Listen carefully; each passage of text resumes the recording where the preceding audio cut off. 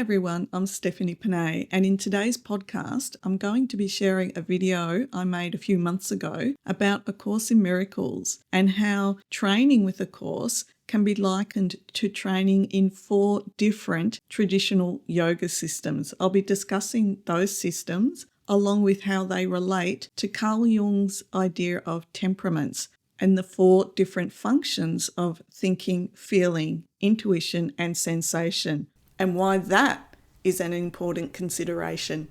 So let's jump straight into the video.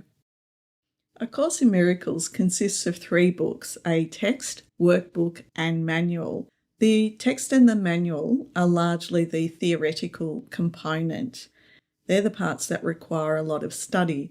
The workbook lessons are designed to help us have an experience of the truth that is discussed throughout the course's text. And the course tells us that without the practical application the workbook provides, the text would remain largely a series of abstractions, which would hardly suffice to bring about the thought reversal at which the course aims. The course can therefore be described as being both theoretical and experiential. And this is what Jung had to say. When Faust exclaims, "Feeling is all," he is expressing merely the antithesis of the intellect, and so only goes to the other extreme. He does not achieve that totality of life and of his own psyche in which feeling and thinking are united in a third and higher principle. So that quote from Jung relates to this diagram up here. We have thinking on the opposite to feeling, and we have intuition on the opposite to sensation. And these 4 elements of the psyche, Jung felt needed to be given expression in all of us to whatever degree we can, so that we experience wholeness and feel happy and joyful in life. When one is developed to the exclusion of the other or to the detriment of the other, then we might excel in that particular area, but we won't be happy, we won't feel whole, and we won't necessarily be the nicest person to be around when we are lopsided. So likewise with A Course in Miracles, we could say that some people prefer to focus on the experiential part of the workbook, neglecting the intellectual part of reading through the text and trying to understand it. And it can go the other way. Some people might be hyper-focused on the text and quite dismissive of the experiential element of the workbook, seeing it perhaps as a bit wafty. So here I'll carry on reading from Jung and A Course in Miracles. Students who enjoy studying the text can dismiss the value of the workbook lessons, since their effectiveness lies in their application, not in our understanding. A different mode of thought or attitude is required. As the Course says, some of the workbook ideas might not gel with us at all. And this is a quote from the Course. Some of the ideas the workbook presents you will find hard to believe, and others may seem to be quite startling. This does not matter. You are merely asked to apply the ideas as you are directed to. You are not asked to judge them at all. You are asked only to use them. It is their use that will give them meaning to you and will show you that they are true. So it's not our intellect that will show us they are true. That could be a hit to our pride. It's our experience that will show us that they're true. It takes a leap of faith to trust in the value of applying the workbook lessons.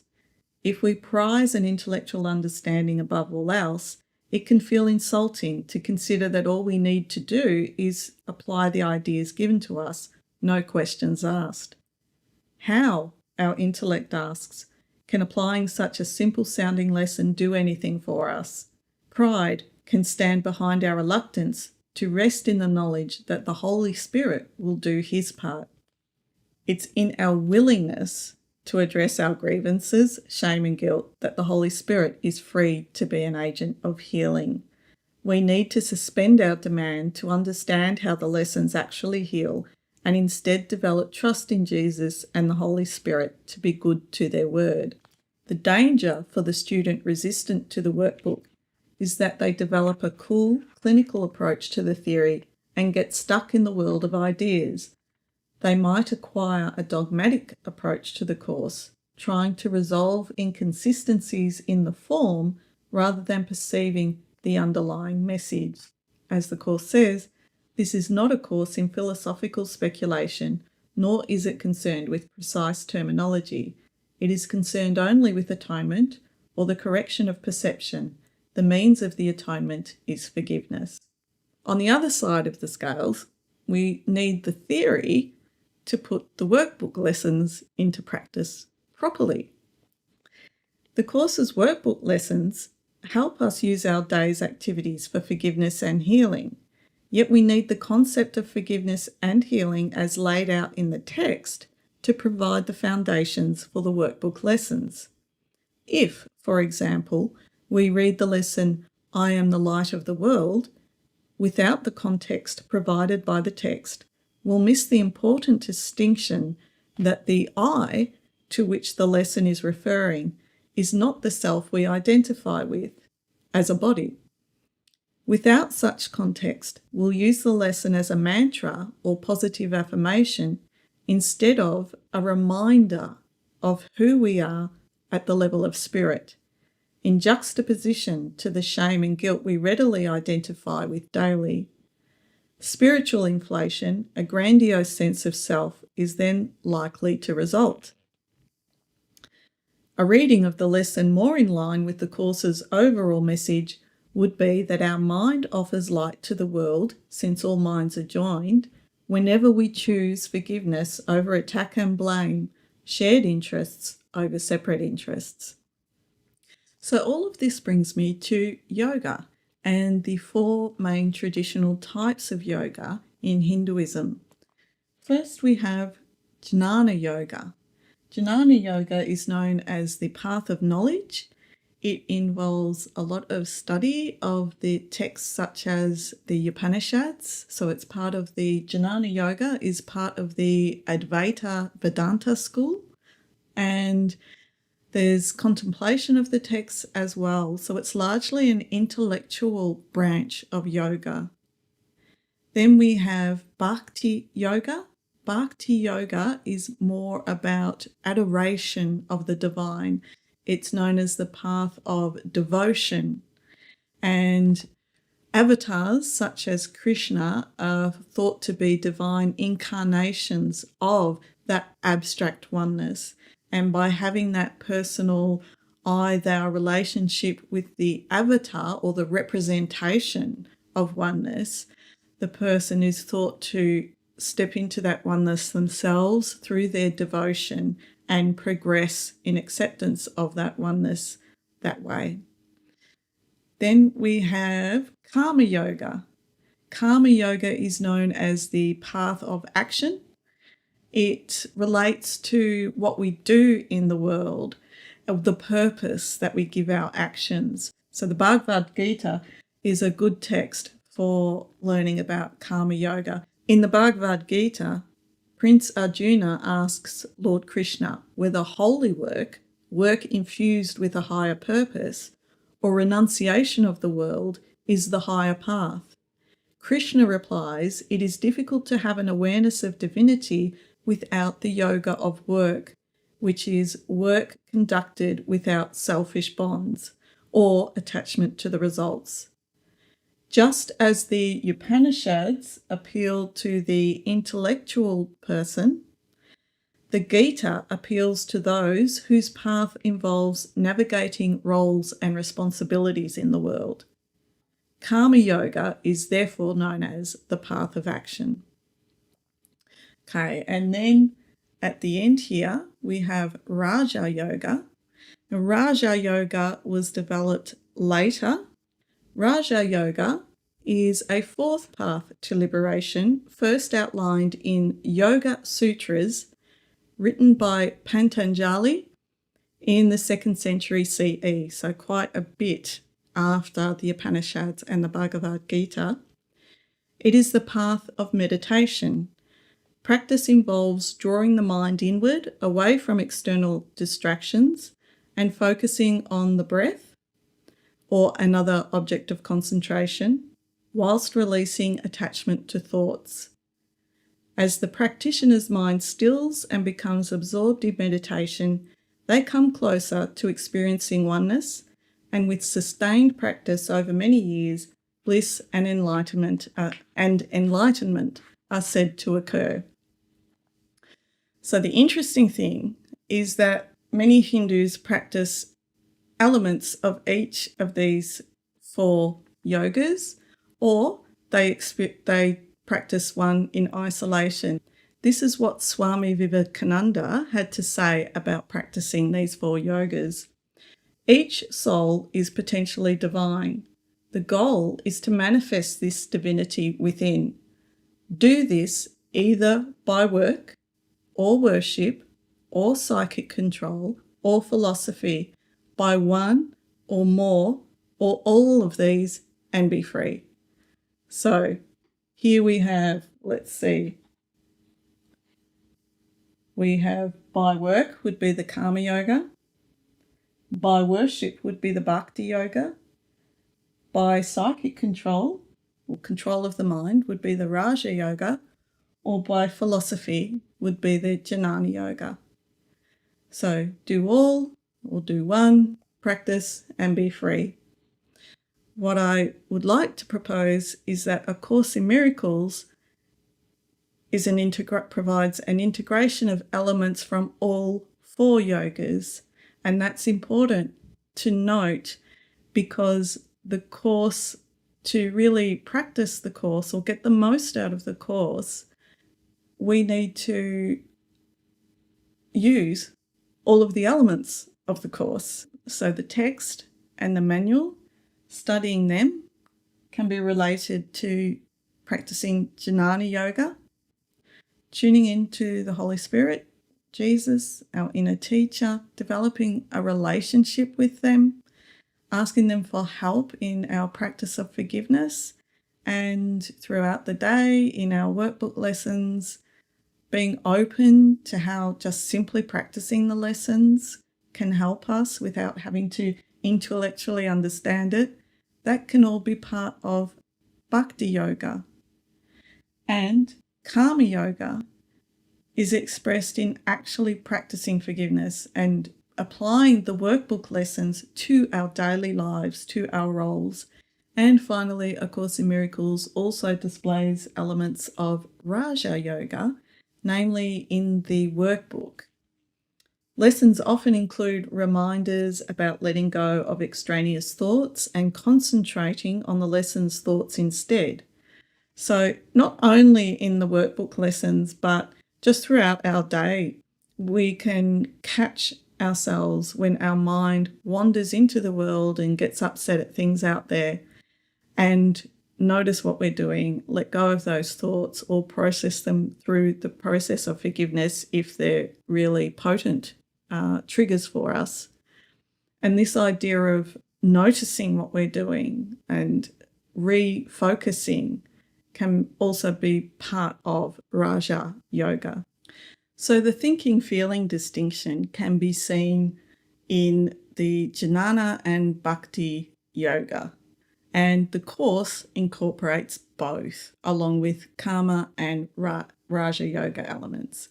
And while Swami Vivekananda said that you can do one or you can do all, just do it and get on with it and you'll be okay, that's absolutely true. But the Course's path is integrative.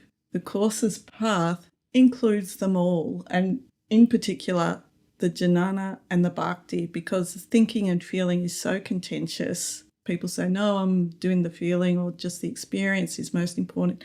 Other people are like, yeah, but you need to study, you need to know what you're doing, and the contemplative part is important. They're both important, and they're both actually form an important foundation for the Karma Yoga, and the Raja can be integrated within all of that too in terms of mind discipline and focus. So this is another quote from Carl Jung about the importance of not becoming overdeveloped or one-sided in those particular functions. Since a pure type is a product of a wholly one-sided development, it is also necessarily unbalanced. Over-accentuation of the one function is synonymous with repression of the other. So though we might find it a lot more comfortable to just read and study and not practice the workbook and be experiential and open our mind to Jesus and the whole bhakti kind of softness, love vibe, we do need to do both, and vice versa if we don't want to go in the other direction. There's a fear there. There's a fear surrounding what Jung would call the inferior function. And it's not inferior in terms of superior, inferior, or value. It's inferior in that it's less developed. We've given less voice to it. And Jung also said that the gold lies in the inferior function. Our happiness as we move on towards and beyond midlife lies in the inferior function, because once we start giving voice to that, we start to feel better and we start to embody more of the personality's wholeness in terms of these functions, thinking, feeling, sensing, and intuition, but also more of the wholeness of our spiritual self, because they are linked. Shame and guilt are often what keeps one of the functions down, why we don't develop it or open our mind to it. There is a block there, an issue, a forgiveness issue that, if we can work through, can help us embrace that aspect of ourselves like a long lost friend and have more vitality in the process. From this book, just as Jung suggests, we are multifaceted beings with opposite functions such as thinking and feeling that need integration for balance. We can see the course's curriculum as providing a means to develop those aspects of ourselves that we've neglected. So we can actually use the Course in Miracles to help bring out these aspects of ourselves. If we open ourselves to all aspects of the Course's curriculum and way, we are actually opening ourselves to all the aspects of our personality as well. I really think Jung would appreciate the curriculum of A Course in Miracles for this reason and many others. Another thing that Jung points out is when we do have a suppressed quality, that quality, when we see it in somebody else, will either be really attracted to it or repulsed by it. So the Course talks about the search of completion that we undergo when we're identified with the ego and incompleteness.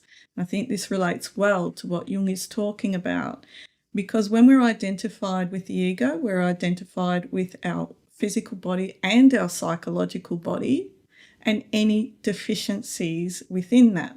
So if we are over-identified with either thinking or feeling and really identified with that at the expense of the other, we'll then either be repelled by or spellbound by the opposite in somebody else.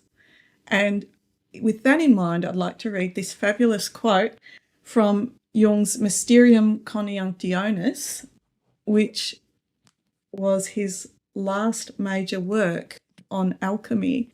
Okay, and this is what he has to say.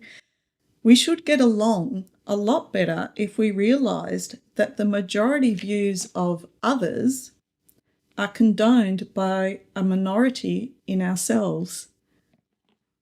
I think that's great. The views of others, the majority views of others out there that perhaps we don't like, they're actually condoned by the minority or repressed view within ourselves. So what we what really gets to us, triggers us in someone else, is within us, but we're not owning up to it. I think that's a common understanding for people who are studying A Course in Miracles and Jungian psychology, maybe even a bit of Freudian psychology. So finally, I'll talk a bit about sensation and intuition in relation to our practice with the Course. Again, this is from the Head to the Heart and Back Again is the name of the essay in Jung and A Course in Miracles. The Course is written in a way that allows the intuitive part of our nature, our sixth sense, room to breathe. In form, the Course is contradictory in parts, and sentence structures can be unusual. Yet we can still get it, or get what it's saying, if our mind is open. What was incomprehensible in one reading can be clear as day in another. In Jungian terms, this plays havoc with the sensation types' need to organise input according to what is directly before them. They are the intuitive types opposite. Yet even the sensation function is catered for by the Course with its highly structured curriculum and logical arrangement. You're told where you are, where you're heading, and the means for getting there early on. So the intuitive type doesn't need to know in advance this is what's going to happen, or doesn't need to know all the nuts and bolts, some really tangible, real ways of getting from A to B and all that kind of thing. The sensation type does need to know. The sensation type likes to have some tangible structure, some tangible guides as to where they are going, and the Course provides for both. And just as much as we're asked to let ourselves be open to what the Course says from one day to the next, one day we might not get it, and the next day, it kind of hits us. We're also asked to follow some rules.